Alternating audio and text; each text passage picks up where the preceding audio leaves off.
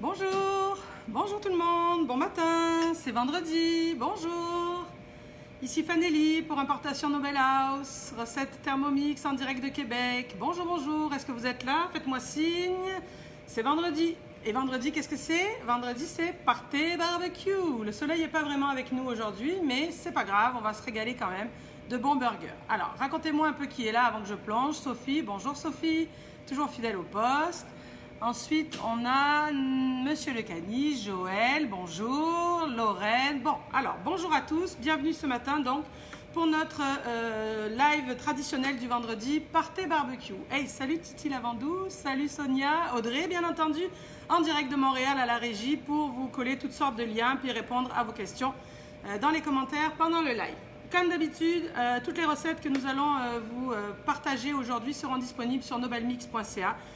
Dès la fin de ce live. Alors aujourd'hui, c'est quoi que nous avons au programme? Aujourd'hui, c'est un burger grec. Qu'est-ce que ça veut dire? Ça veut dire qu'on va se faire une boulette, une garniture protéine à base de poulet, feta, épinards. Également des parfums un peu à la grecque, comme des tomates séchées, de l'origan, de l'ail, ce genre de parfum-là qu'on va retrouver dans notre boulette. Ça va être accompagné d'une petite sauce tzatziki. Alors, on avait fait une sauce tzatziki il y a quelques temps avec le burger de saumon, mais qui était une tzatziki revisitée avec des radis puis des parfums un peu plus doux pour pas écraser la boulette de saumon. Aujourd'hui, on va réaliser une vraie sauce tzatziki avec les herbes fraîches, avec l'ail en quantité et éventuellement une petite surprise de sauce qui pourrait être une variante ou un complément pour notre burger grec. Le pain de notre burger grec va être différent aussi des pains burgers traditionnels. On va réaliser du pain ciabatta aujourd'hui. Vous connaissez ça, le pain ciabatta? Le pain ciabatta, c'est un pain plus style baguette, dans le genre croustille avec une croûte extérieure, plutôt qu'un pain moelleux comme un pain burger. Donc un pain ciabatta, ça va être croustille moelleux avec une mie ultra aérée. Donc ceux qui cherchent tout le temps des bulles dans leur recette, eh bien vous risquez d'être satisfaite ou satisfait. Et bien entendu, c'est vendredi, donc on va se faire un petit cocktail histoire d'avoir une après-midi festive. Aujourd'hui, sangria rosé. C'est bon? Puis alors, ça fait un méchant piché. Je pense que ça fait quelque chose comme facilement 1,6 ou 1,8 litres de sangria rosé. T'en veux de la sangria? On va t'en donner. Ça va être festif. Bon, on y va. Comme d'habitude, ici, je réalise l'ordre des recettes de façon un peu différente de ce qui est sur la fiche pour être capable de me rendre en 30-40 minutes maximum. Mais vous, à la maison, vous suivez les étapes. Les étapes sont faites de sorte de vous organiser par rapport au temps de pousse du pain ou également par rapport à essayer de laver son bol le moins possible. Est-ce que ça va? Bon. Alors ici, on commence tout de suite avec la recette de tzatziki. Comme ça, on va faire notre tzatziki, puis directement après, on fera notre boulette à base de poulet. Puis, c'est ça, ça nous épargnera de laver le bol entre les deux. Puis, on aime ça, faire des économies de vaisselle. Alors, la sauce tzatziki, c'est pas compliqué. On va mettre à l'intérieur du Thermomix 2 gousses d'ail. Vous les voyez, 2 belles gousses d'ail. Également, du persil frais. Donc, on a coupé le haut de notre bouquet de persil. Et on met ça à l'intérieur du bol. Également, les oignons nouveaux. Vous savez que j'en mets toujours plus que la recette. Pourtant, hein, c'est moi qui l'écris la recette, mais on personnalise sa recette au goût. Ici, on referme. On va venir pulvériser ça. Vous le savez, 5 secondes vitesse 5. Le traditionnel pour hacher avec son Thermomix. Parfait. Ensuite, qu'est-ce qu'on va venir ajouter? La recette de la tzatziki, qu'est-ce que c'est? Du yogourt grec, ça c'est sûr. Donc un yogourt épais, un yogourt dense. Mais également le concombre est l'aliment principal du tzatziki. Donc là déjà, regardez à l'intérieur de mon bol, 5 secondes vitesse 5, mes oignons verts qui sont coupés en morceaux, mes gousses d'ail, mon persil. On fait redescendre au fond du bol pour qu'après il s'incorpore plus facilement au restant de notre sauce. Ici.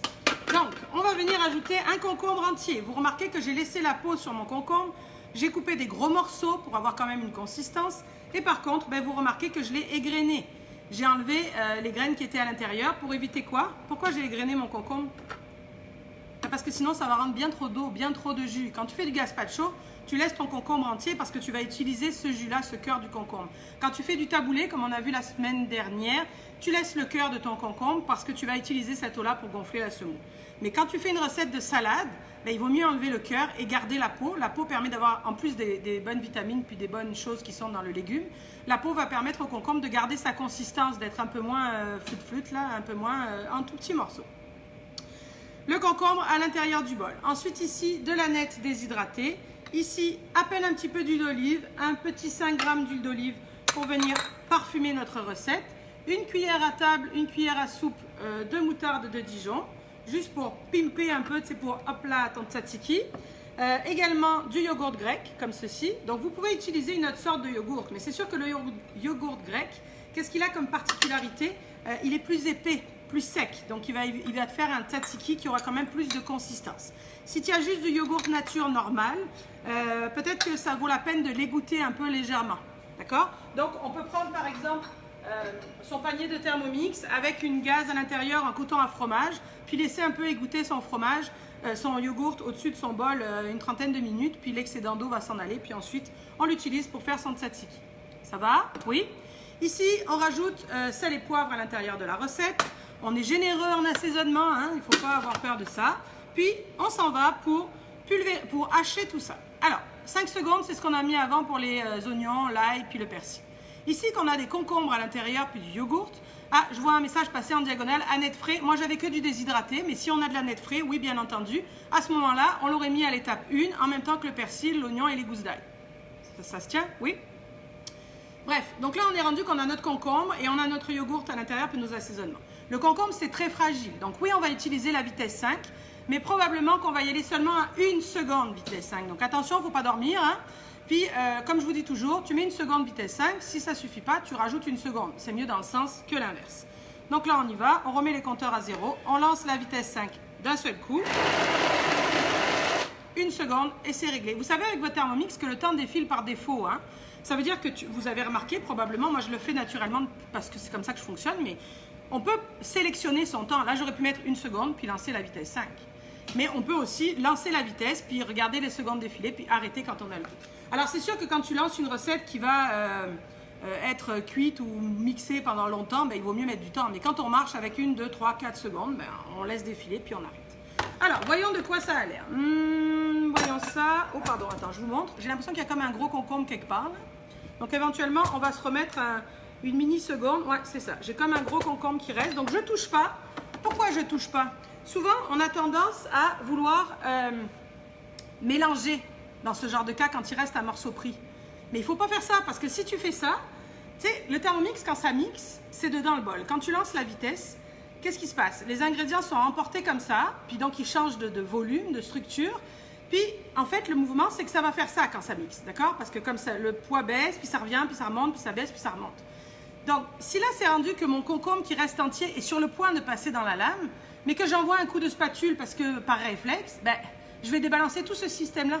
Ça veut dire que ceux qui étaient déjà mixés, prêts à manger, le fait de mélanger, ben, peut-être qu'ils vont se retrouver à être hachés, puis ça va être trop haché. Je ne sais pas si vous m'avez compris, là, je me suis emballée un peu dans mon histoire, là, mais je pense que ça a du sens. Au pire, vous ferez une relecture un peu plus tard. Donc là, je remets un coup de vitesse 5, mais je reste proche et on l'arrête. J'ai même mis à moins qu'1 seconde, mais je suis sûre que mon concombre va être emporté.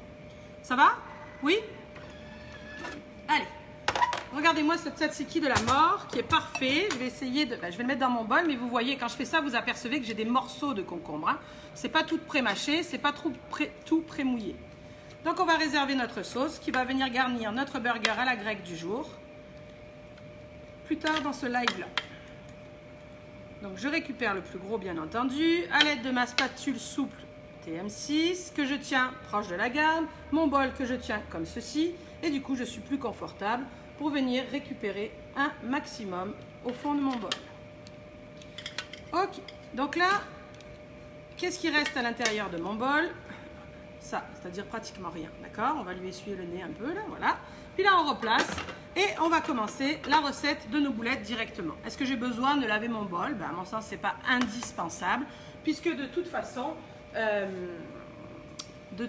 qu'est-ce que j'allais vous dire? Attends, excusez-moi, je vais attraper un linge, parce que ça m'a manqué. Là, j'attrape une petite guenille pour nettoyer. Donc, qu'est-ce que j'étais en train de vous dire? On n'a pas besoin de laver notre bol, parce que finalement, c'est du yogourt grec, des herbes. Donc, dans la boulette de poulet, il n'y aura aucun problème. Ça va? Bon.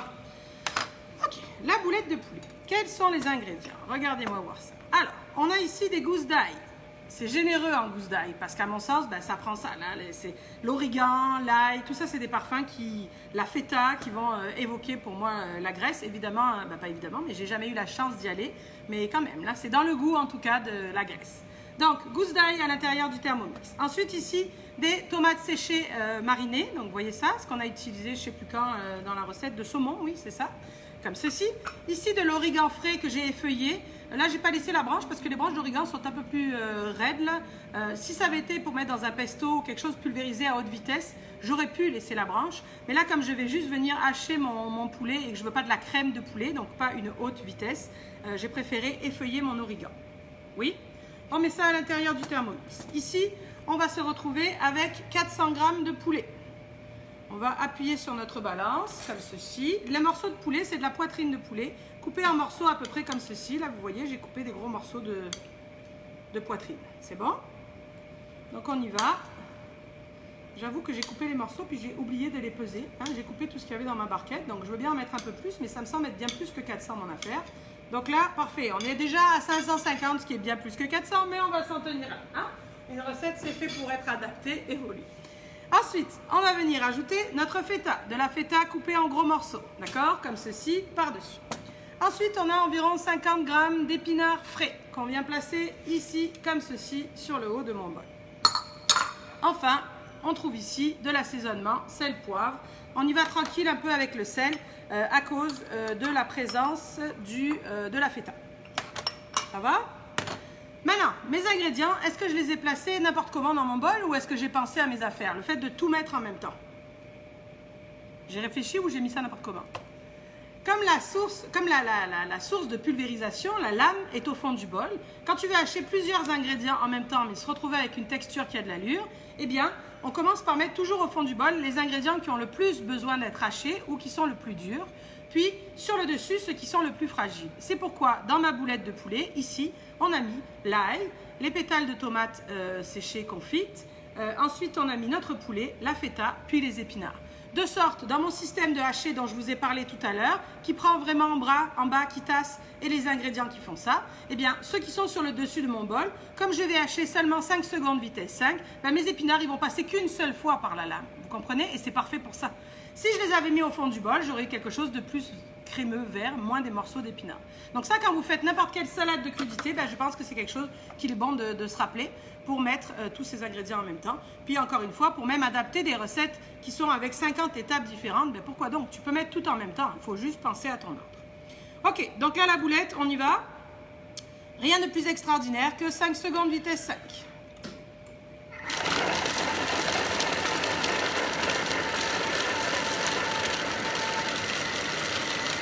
Parfait, comme ceci. On va s'attraper ça et ça juste ici. Magnifique. Et là, mais regardez-moi voir, ça illustre ce que je viens de vous dire. Voyez-vous les morceaux de feta qui sont restés entiers à l'intérieur? Voyez-vous les feuilles d'épinards qui sont justes alors que le poulet, lui, est haché? Il est haché, mais il n'est pas en crème, il n'est pas en tartinade. On voit bien des morceaux de poulet là-dedans. Ça va? Oui? Bon. Alors, on va venir mettre ça là, puis on va s'occuper de façonner nos boulettes. Évidemment que c'est comme tous les burgers qu'on a fait pendant ces vendredis. Ici, c'est une farce, enfin, c'est pas une farce, c'est une... comment? C'est une boulette, un morceau de viande pour mettre à l'intérieur du burger. Mais ça pourrait également être, c'est là pour ça que j'ai fait un lapsus, ça pourrait être une farce pour des légumes farcis. Ça pourrait être des boulettes sur le dessus d'une sauce. Ça pourrait être juste des boulettes cuites à la vapeur, puis des petites boulettes cuites à la vapeur rondes, puis trempées dans une sauce tzatziki à l'apéritif. C'est juste le mélange qui est comme ça, puis ça. Alors vous allez me dire, c'était comment? Ce sont des boulettes, mais tu n'as pas mis d'œuf, alors que d'habitude tu mets toujours de l'œuf et de la chapelure dans les boulettes. Quand on travaille avec le poulet, c'est pas nécessaire. C'est pas nécessaire parce que le poulet lui-même va avoir tendance à faire liant, à faire agglutiner la préparation. Donc quand on fait des farces à base de poulet, c'est pas nécessaire de venir rajouter de l'œuf. Puis c'est pas nécessaire non plus d'ajouter de la chapelure parce que la chapelure ou le flocon d'avoine, on l'utilise pour absorber le jus, particulièrement le gras, qui va s'échapper d'une viande hachée de porc ou de bœuf naturellement. Mais dans le poulet, il n'y a pas de gras. Hein. Donc, pas nécessaire de venir rajouter de la fécule. Des flocons d'avoine ou de la chapelure. Ça risque de faire une boulette trop sèche si vous faites ça. Donc là, mon thermomètre au fond de ma plaque de cuisson, ma pince à boulettes que vous retrouvez sur nobelmix.ca. Et là, je viens façonner donc mes boulettes pour venir se placer à l'intérieur de mon burger grec. Donc on va s'en faire quelques-unes, on ne se fera pas la totalité parce que on ne va pas dormir là. Hein. Qu'est-ce que vous en pensez? On a beaucoup à faire après ça. Donc là, encore une belle boulette de poulet comme ceci. Alors, les variantes, ben, c'est sûr que La proportion de poulet, après on peut ajuster, au lieu de mettre des tomates séchées, ou en plus, on aurait pu rajouter quelques olives, des olives noires par exemple. Qu'est-ce qu'on aurait pu mettre là-dedans? On aurait pu varier les herbes avec de la coriandre, avec du gingembre, mais là, tout de suite, ça ressemblerait plus à des boulettes à l'asiatique. Bon, je suis rendue que je vais en faire 6 hein, pour finir. Comme ceci. Comme ceci. Sylvie, non, on ne peut pas faire ces boulettes avec du tofu uniquement. Ça ne tiendra pas. Si vous faites ça avec du tofu, ça prend une recette différente où il faudra éventuellement un liant. Alors, comme ceci, comme ceci. J'ai fait des boulettes généreuses. Normalement, je suis capable d'en faire un peu plus, mais là, je ne me suis pas vraiment concentrée sur ce que je faisais. On est capable de se rendre à 8 normalement. Là, on voit qu'il me reste juste un petit... je ne sais pas si vous voyez, là, il m'en reste un tout petit peu. Je vais faire comme une demi, là. Ça sera une gourmandise à se manger. Mais on est capable de se rendre à 8 quand on s'applique. Là, j'étais un peu trop déconcentrée. Bon. Ok, en tout cas, vous êtes d'accord que ça donne le goût. Alors, c'est sûr que ce sont des boulettes qui peuvent se placer au barbecue, hein, parce que c'est le thème. Mais là, pas de barbecue. Donc, ça s'en va au four pour une quinzaine de minutes à 450. Okay. Alors, ça va bien? Désolée, j'étais partie dans le four. Jusqu'ici, les boulettes, ça roule. La sauce tzatziki, ça va? Oui? Bon. Parfait. Alors maintenant, on va s'attaquer le pain ciabatta. Ça vous tente le pain ciabatta? Oui? Alors, ça c'est mon bol sale du poulet. Hein, on va changer. Ici, ici, on change de bol. Donc, pain ciabatta, vous allez voir qu'il est un peu différent, mais il va vous rappeler quelque chose qu'on a déjà vu ces derniers temps.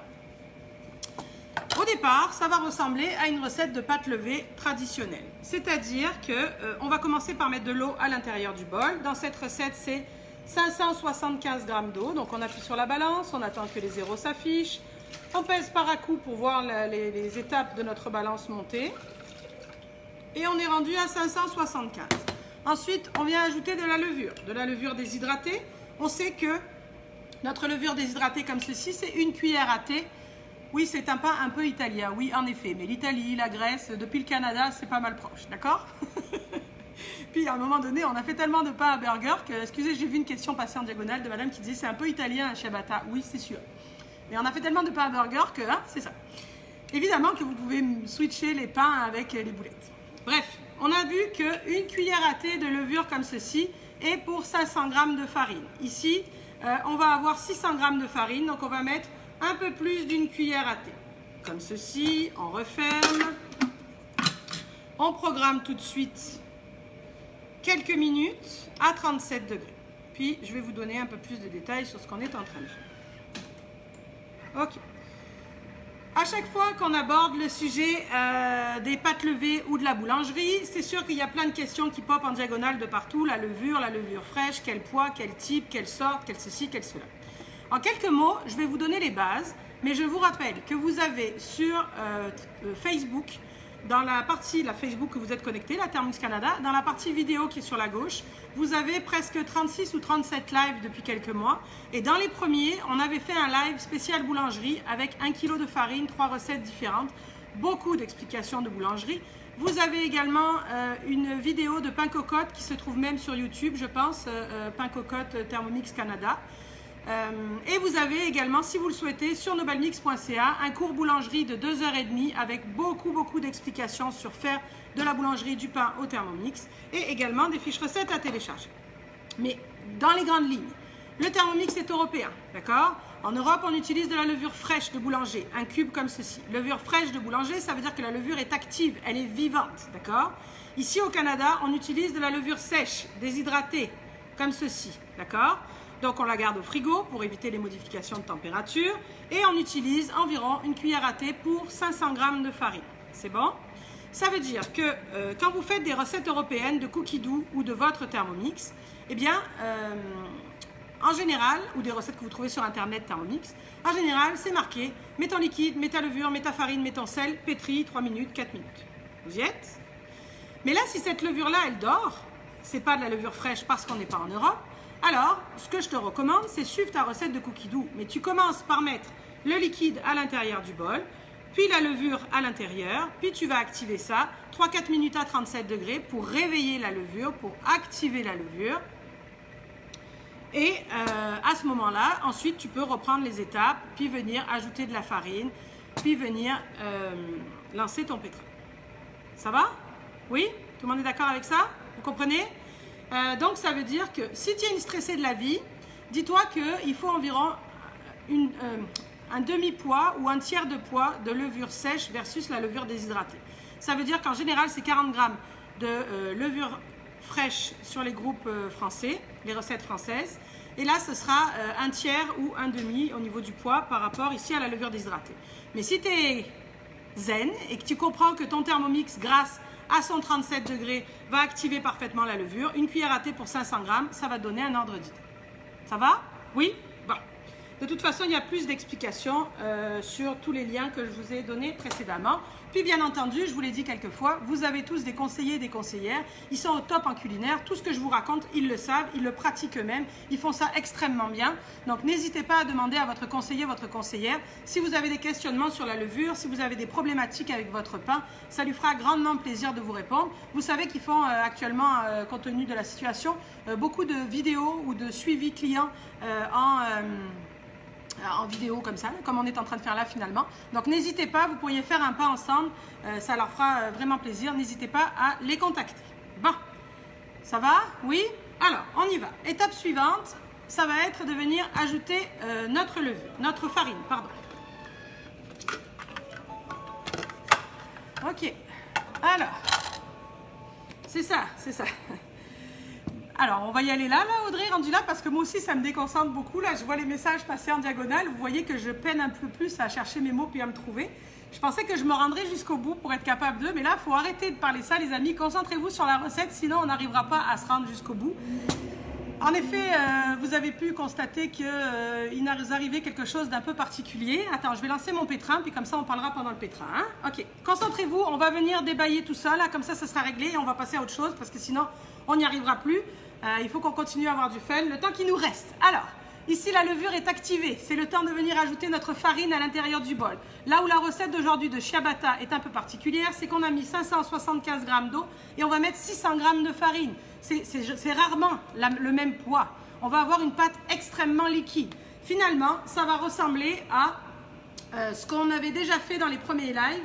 On avait fait une pizza, ceci, cela. Je vous avais dit que c'était une pizza super facile à faire en famille parce que pas besoin de rouleau, pas besoin d'étaler. Une pâte ultra liquide. Eh bien, ça va être le même principe avec notre pain ciabatta. Ça veut dire que si vous embarquez sur les lives pour la première fois aujourd'hui, vous allez halluciner. Vous allez dire, elle est complètement barjo, frappadingue, qu'est-ce que c'est cette affaire-là? Ça coule, c'est liquide, ça ira pas du tout.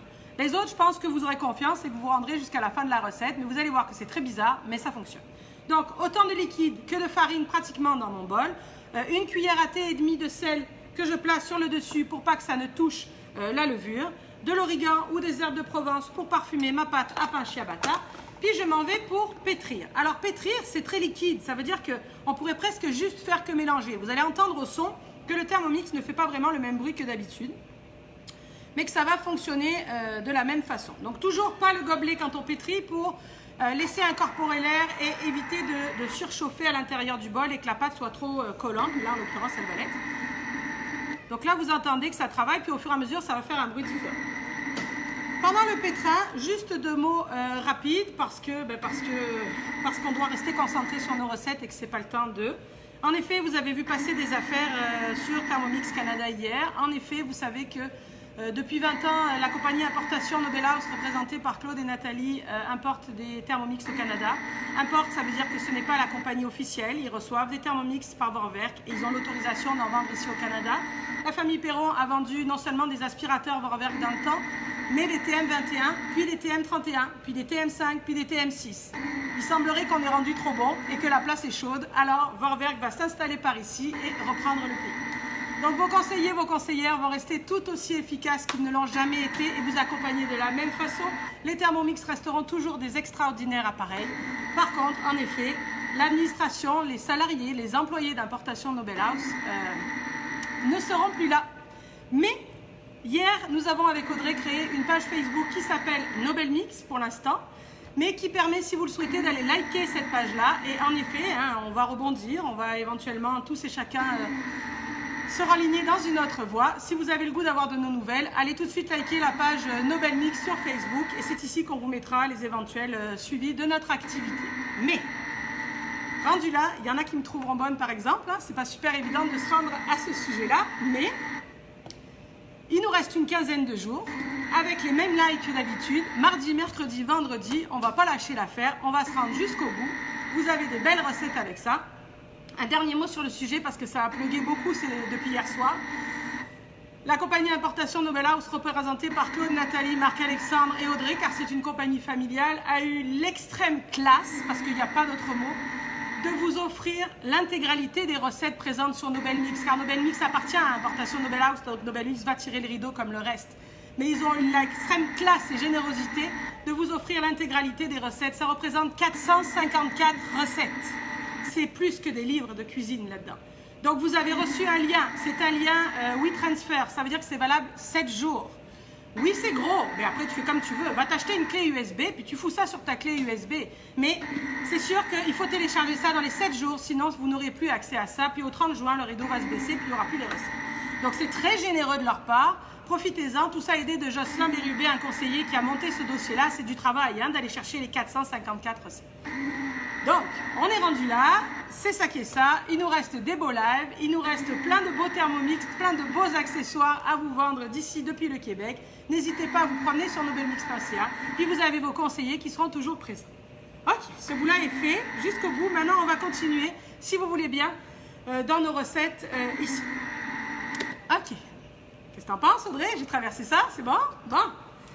Alors, ici, notre pâte, vous vous rappelez, le pain ciabatta qui est très différent de d'habitude. Regardez ce que ça donne à l'intérieur, c'est vraiment bizarre, c'est vraiment étrange, c'est vraiment liquide, ça a l'air d'être vraiment raté, mais ça ne l'est pas. Donc là, immédiatement, on referme son bol, on remet son gobelet sur le dessus. Pourquoi?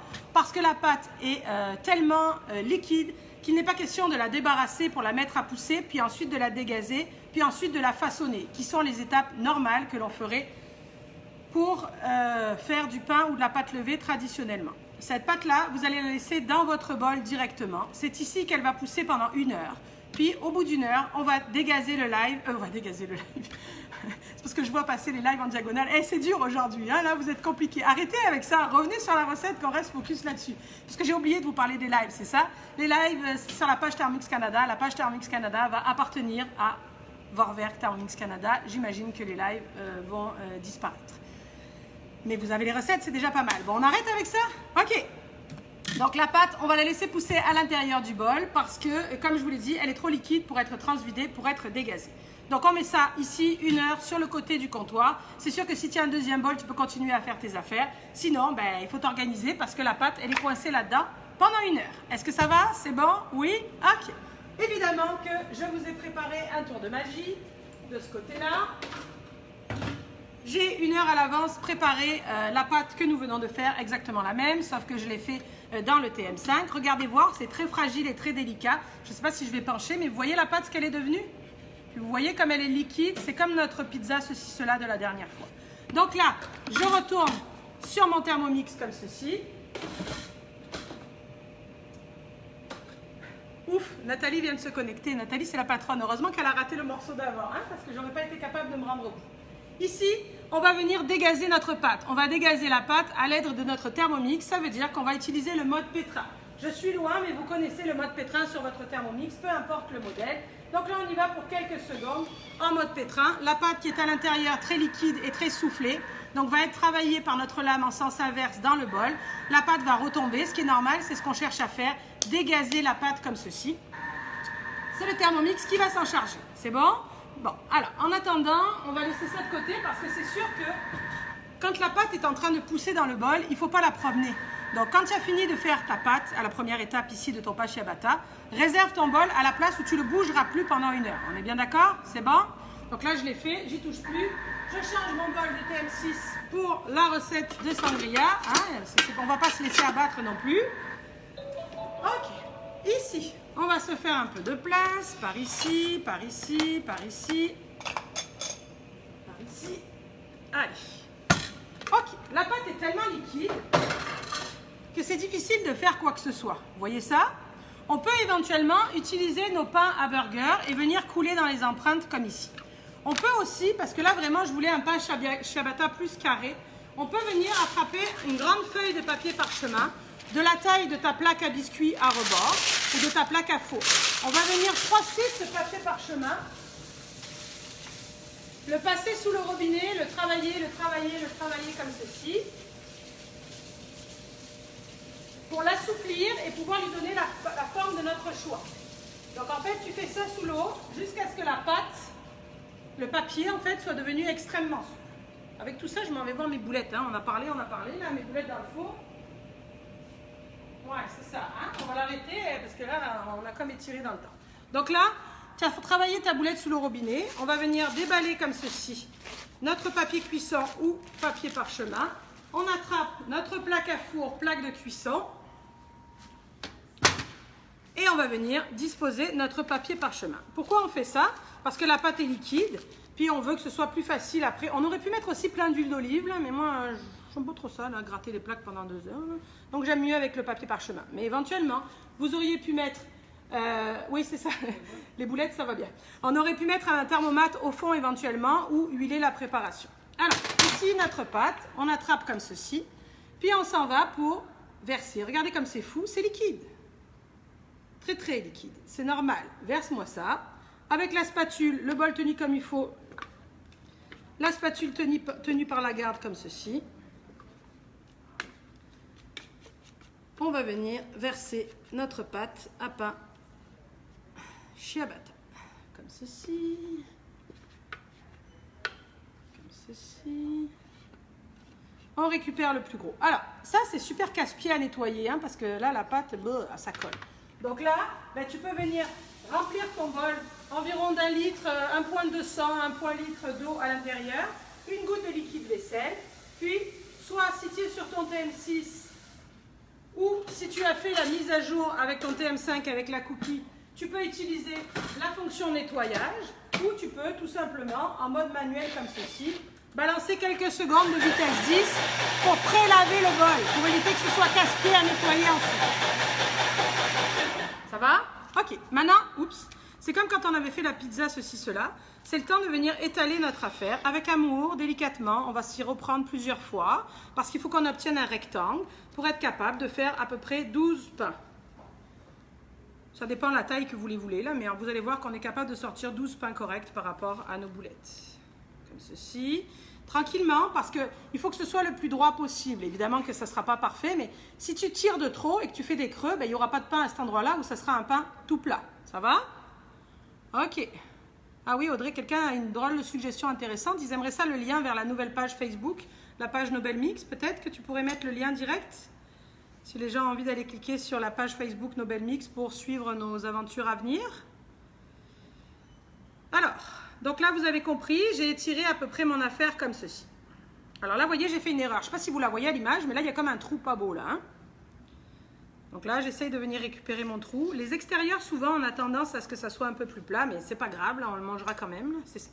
Une fois qu'on a fait ça, on va tricher un peu comme le boulanger. On va venir se saupoudrer légèrement de farine. Ça, c'est plus pour le visuel final. Éventuellement, un petit trait d'huile d'olive. Mais oh, ben, j'ai oublié l'huile d'olive dans la pâte, dis donc. Avec tout ça, il fallait bien que j'en fasse une avec toutes ces émotions-là. Bon, ben, censément, il y avait de l'huile d'olive dans la pâte qu'il n'y a pas. Bon, ben, rendu là, on va la mettre sur le dessus. Sur le dessus, j'aime moins parce que ça empêche un peu de lever, là, dans cette recette-là, en l'occurrence. Mais bon, là, il nous faut quand même un parfum d'huile d'olive. Ok, comme ceci, comme ceci. Donc là, rendu là... il faudrait réserver votre pâte environ 15 à 20 minutes, d'accord? 15 à 20 minutes, puis on enfourne. Alors attention, mettez ça proche du four pour que ça pousse 15 à 20 minutes. Et quand vous soulevez pour aller dans votre four, de l'amour, hein, pas de gestes brusques parce que c'est très liquide, c'est très fragile. Toutes les bulles qu'il va y avoir dans nos pains ciabatta, c'est celles qui vont se faire là quand ça va pousser pendant 20 minutes. Donc si tu fais des mouvements brusques pour rentrer dans ton four, ben, elles vont retomber, elles ne relèveront plus, puis ça va être plat, puis tu ne seras pas contente et tu croiras que la recette n'était pas bonne. Mais la recette est bonne, il faut juste que tu sois délicat. Donc là, on laisse ça 15 à 20 minutes de côté, et ensuite, on irait enfourner ça pour environ, qu'est-ce que j'étais en train de vous dire, combien de temps ça cuit cette affaire-là? Ça cuit environ 15 à 20 minutes à 450, mais là c'est à adapter en fonction de votre four, bien entendu. Mais oui, c'est 450 degrés Fahrenheit, c'est une température haute parce que c'est du pain. On veut une croûte croustillante. Ça va? Oui? Bon. Alors, ici, on n'a toujours pas fait notre sangria, mais on va la garder pour la fin. Ici, regardez, tour de magie. J'ai réalisé ça ce matin. Donc, c'est la même plaque, vous la reconnaissez, mais qui a été tranchée. Vous allez dire, c'est bien bizarre son affaire. Ouais, c'est peut-être bizarre, mais regarde-moi le pain ciabatta, puis regarde-moi dedans. T'en veux de la bulle? D'accord? Pas pire, non, de manger notre burger grec avec ça? Regarde ça. Oh, flûte. Ça et ça, regarde. Cool, non? Donc, on a une croûte sur l'extérieur, puis on a une mie aérée à l'intérieur. Attention, très important. C'est-à-dire que avant de me rendre à couper tout ça, j'ai attendu que ce soit complètement refroidi, absolument. Donc idéalement, quand la plaque sort du four de ciabatta, tu glisses ton papier parchemin pour mettre, si tu peux, sur une grille, pour éviter d'avoir le cul mouillé du pain, d'accord? Donc là, tu glisses ta plaque de pain sur le papier parchemin pour qu'elle refroidisse. Et il faut absolument que ce soit complètement refroidi avant que tu viennes couper tes parts de ciabatta. C'est bon? Puis, en fait, une fois que tu es rendu là, tu vas couper avec ton couteau à pain ici. Mais éventuellement, tu vas déchirer pour le reste et non pas chercher à couper parce que la mie est tellement humide et aérée que parfois, en cherchant à couper, tu vas écraser tes affaires à l'intérieur. Est-ce que ça va? Bon. Alors, ici, on va venir se garnir quelques burgers par ici. Puis ensuite, on ira se faire la sangria. C'était un peu du n'importe quoi aujourd'hui, mais bon, quand même, là, je pense que vous avez les grandes lignes. Je n'ai même pas demandé si vous aviez des questions avec tout ça, mais c'est clair. Hein? Pas vrai que c'est clair? Ok. Alors, on peut venir se récupérer notre pain comme ceci. On peut venir, lui il est un peu petit, on va se prendre celui-là par ici. On va venir mettre au fond de notre pain à burger notre sauce tzatziki. Dans la fiche recette, vous verrez que j'avais mis des lanières de concombre. Ça veut dire qu'avec un économe, j'ai épluché un concombre. Enfin, j'ai coupé en lanières un concombre. En plus, en garniture, là... j'ai oublié, hein, j'avais pris qu'un concombre au lieu de 2. Alors je vais mettre un peu de roquette, hein, c'est pas très grec, c'est plus italien, mais on est pour le mélange des pays, nous, hein, on a un pain italien avec une boulette grecque, c'est pas très grave, mais c'est surtout, ça prouve que, ma foi, vous arrangez la recette à votre goût, comme vous le souhaitez. Maintenant, c'est le temps que j'aille chercher les boulettes, je m'en viens, ici, les boulettes, elles avaient le goût de sortir du four quand même, elles ont trouvé le temps un peu long avec tout ça, mais regardez voir, donc nos belles boulettes grecques, poulet, feta, épinards. Donc là, on attrape notre boulette, on la place par-dessus ça, comme ceci. Ça va nous attendre vers là, là et là. Ici, on va venir s'ajouter, pourquoi pas, tomate. Non? 2 pour la forme? Oui. Il est assez santé, hein, ce burger-là, il est assez équilibré parce que c'est du poulet au lieu d'être de la viande un peu plus grasse. Il y a des crudités. C'est du yogourt grec, la sauce, plutôt qu'une mayonnaise. C'est ça. Bon, ici, on rajoute notre pain sur le dessus et mon cochon, ma cochonne. Regardez-moi ça. Regardez-moi ça. Ça, c'est pas le burger de la mort. Vous avez vu ça? Puis ça, je sais qu'il y a des gens qui suivent un peu de partout, là. Pour ceux qui sont du sud de la France, pas très loin de chez moi, là. Un pain bagna, là, ça ressemble à ça, le pain. Ça pourrait faire un bon pain bagna, cette recette-là. Qu'est-ce que vous en pensez? Bon, on a de la visite par là du Saguenay, donc je vais leur poser les burgers grecs par ici. Ils vont se régaler. Pour pas que Sylvie se fâche, avant de me rendre à la sangria, je vais parler de la surprise, mais j'ai plus le temps. J'ai trop parlé d'affaires qui n'avaient pas rapport, ou presque. Moi, je m'étais fait une petite variante dans ce burger grec. J'avais le goût de mettre, au lieu de mettre du tzatziki, ou en plus, de mettre une sauce tomate aux olives noires, une sauce tomate au kalamata. Vous voyez, vous les apercevez. Et cette recette-là, c'est la recette de sauce tomate express et complète qu'on avait fait justement avec la pizza, ceci, cela. Faire un beau pot de sauce tomate comme ceci, c'est 10 minutes avec ton Thermomix, pas plus, tu fous tout dedans. Puis tu as une belle sauce tomate avec une méga texture comme ceci. Donc Audrey va vous donner le lien ou alors vous retrouvez la recette sur nobelmix.ca. Mais je trouve que ça pourrait faire une sauce intéressante également dans notre burger grec. Ça va? Oui, tout le monde? Avez-vous des questions concernant la recette d'aujourd'hui? Oui, ça va? Bon. Alors, Audrey, je suis désolée, hein, on est un peu en retard, mais on tient encore le cap. On va se réaliser très rapidement notre sangria, comme ceci, qui est une sangria rosée. On va venir se faire un peu de place. Ah oui, regardez, c'est ça que je voulais vous montrer. Je vous ai fait aussi les pains ciabatta dans les moules à burger dont je vous parlais tout à l'heure. On a une belle mie également, on a une forme un peu plus ronde, donc c'est vous qui décidez, mais ça fonctionne très bien également. Ça va? Donc ça, si vous avez compris, c'est les moules à burger en silicone qu'on trouve sur nobelmix.ca avec la même recette de pain ciabatta que l'on vient de faire. Bon, dis donc, c'est tout mélangé aujourd'hui, hein? Ok. Alors, notre sangria, j'attrape mes ingrédients. C'est extrêmement simple à réaliser. Ça nous prend évidemment, comme c'est une sangria rosée, du rosé. Puis également, notre sangria rosé va être pastèque et fraises, melon d'eau et fraises. Donc, dans la fiche recette, ça nous dit 250 g de pastèque ou melon d'eau. Donc, je mets ça à l'intérieur du bol comme ceci. Ça nous dit 250 g de fraises fraîches et 200-300 g de glaçons. Ici, j'ai des fraises surgelées, donc je ne mettrai pas de glaçons. Ça a du sens, mes fraises surgelées vont faire du froid et vont aider à la pulvérisation. Ce n'est pas la peine que je vienne rajouter des glaçons. Vous me suivez? Bon. Ensuite, dans la recette, ça nous dit une orange. Parce que c'est doux, parce que ça va apporter du jus, parce que... Mais j'ai oublié d'acheter l'orange, donc j'ai mis un citron. Mais comme j'ai mis un citron, j'ai mis un petit peu de miel, parce que sinon ça va débalancer la recette. Vous comprenez? Mais ça, en même temps, je me dis, ça prouve que vous pouvez adapter toutes les recettes, ça sera bon pareil. J'aurais pu aussi ne rien mettre, hein, ça n'aurait pas été grave non plus. Alors, ici, qu'est-ce qu'on va venir faire? Est-ce qu'on ajoute notre vin rosé maintenant? Non, vous le savez, on doit d'abord pulvériser. Donc là... J'ai pas vu les ingrédients pour le pain. Ah ben vous allez retrouver la recette juste après, madame. La recette en intégralité. Ici, on a mis donc nos morceaux de pastèque, nos fraises, notre citron et notre miel. Et on s'en va en quelle vitesse quand on fait un jus ou un smoothie? C'est quelle vitesse? À vitesse 10. 1 minute, vitesse 10.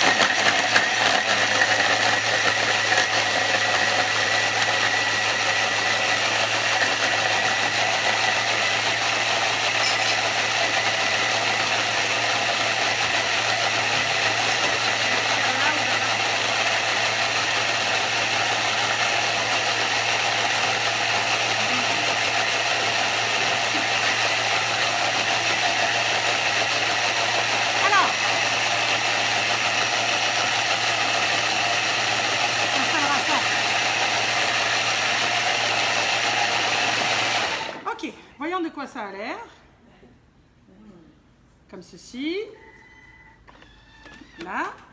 C'est comme chaque vendredi. Quand je commence à sortir la bouteille d'alcool, il y en a partout qui s'approchent du comptoir. Vous ne les voyez pas, mais effectivement, on a la distanciation. Mais tout le monde se rapproche soudainement quand je commence à parler d'alcool. Donc là, je rajoute mon rosé. À l'intérieur, qu'est-ce que j'ai? Une belle pulpe, hein, évidemment. Les fraises, la pastèque, le melon d'eau, le citron. Ça prend 1 litre de rosé dans cette belle recette. 1 litre ou 750 ml, ça dépend de la taille de votre bouteille de rosé. Pas besoin d'avoir un rosé extraordinaire parce que de toute façon, tu sais, c'est ça. Là, il ne faut pas qu'il soit mauvais, mais c'est pas peine qu'il soit extraordinaire. Ok, ici, on referme. Est-ce qu'on a besoin d'aller pulvériser en vitesse 10? Non, comme un jus. En fait, c'est un jus d'orange, mais c'est un jus d'orange du vendredi, celui-là. Hein, vous êtes d'accord? Donc là, on y va, quelques secondes en vitesse 5 pour mélanger notre rosé avec notre pulpe précédemment préparée. Si tu veux t'organiser, tu peux préparer cette sangria d'avance, alors pas la veille, là, mais quelques heures avant que tes invités arrivent. Puis au dernier moment, tu viendras rajouter de l'eau gazeuse. Alors je ne veux pas faire de la pub pour cette marque-là, mais je ne voulais pas l'ouvrir avant non plus, parce que je ne veux pas échapper le gaz. C'est sûr que ce qui est intéressant dans une sangria, c'est le vin, évidemment, là, mais c'est les fruits, c'est la fraîcheur, mais c'est surtout le côté pétillant de la sangria. Donc c'est important que ton eau gazeuse soit extrêmement pétillante et ajoutée au dernier moment. Tout ça pour vous dire que si tu veux t'organiser d'avance, eh bien tu peux verser à cette étape-là ta sangria dans un pichet, puis au dernier moment venir rajouter ton 400-500 g de eau de Perrier ou eau gazeuse à l'intérieur et mélanger, d'accord? Si c'est pour conserver, il faut le faire au dernier moment. Là, comme on est prêt à la boire, hein, non, c'est ça? On va la boire maintenant? Oui, ils sont tout gênés, on ne les voit pas, mais ils ne veulent même pas parler. On a une extraordinaire conseillère du Saguenay. Le Saguenay, c'est une région du Québec qui est venue nous rendre visite et qui est descendue de son pays lointain. Donc elle s'est dit, je choisis mon jour, le jour de la sangria, c'est un bon jour. Donc là, je n'ai pas appuyé sur la balance, j'ai fait à peu près 400 g d'eau gazeuse. On remélange quelques secondes, puis on va venir verser ça dans nos verres. Pendant ce temps-là, je vous rappelle que la semaine prochaine, on est encore là. Et le thème de la semaine prochaine, ça va être les menus d'été. Donc on va faire des belles recettes fraîcheur. On va faire un beau gâteau mousse glacée aux fraises hallucinant qui prend quelques secondes mais qui claque pas mal. On va faire une tarte fraise express qui est une recette exclusive de Carole, qui est notre adjointe administrative ici. On va faire une belle grosse salade de riz. Et évidemment, vendredi, on aura notre party barbecue. Mais on vous réserve une surprise. Sylvie, vous aimez ça les surprises, hein? Les prochains party barbecue burgers vont se faire à l'extérieur parce que c'est l'été et on va avoir plein de belles affaires par rapport à ça. Également, quoi d'autre à vous ajouter? Demain matin à 9 h, vous pouvez vous inscrire sur le lien événement de notre page Thermomix Canada pour venir suivre la démonstration de Céline, pour ceux qui ne connaissent pas le Thermomix et qui voudraient le voir plus dans des fonctions classiques et normales. Chère madame, regardez-moi ça, ça valait le déplacement, hein, je pense, comme ceci. Comme ceci, ici, par ici, il ne veut pas se montrer, mais il est là pareil, comme ceci, la belle visite, tiens, venez vers là. Moi, je veux aussi, attends, je vais vous laisser un peu de place. Allez, ici, approchez-vous donc, on ne vous voit pas, regarde.